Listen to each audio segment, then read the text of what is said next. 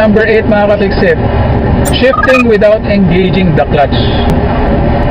Hindi po yan maganda sa ating sasakyan mga katiksit. So whenever mag-shift ka mga katiksit, gagamit ka ng clutch pedal. So clutch all the way down para makapag-shift ka smoothly. Kasi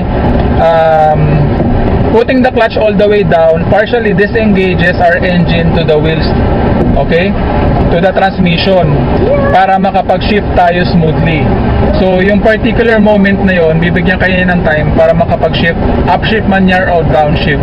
Nakapatay man ang makina o nakasindi, siguraduhin mo na nakaapa kasi yung clutch pedal bago mo baguhin yung iyong cambio, kung saan ka man kakambyo. Although possible na makakambyo ka without pressing the clutch all the way down, hindi ko po ina-advise na gawin mo yan. Ginagawa lang yan for emergency purposes.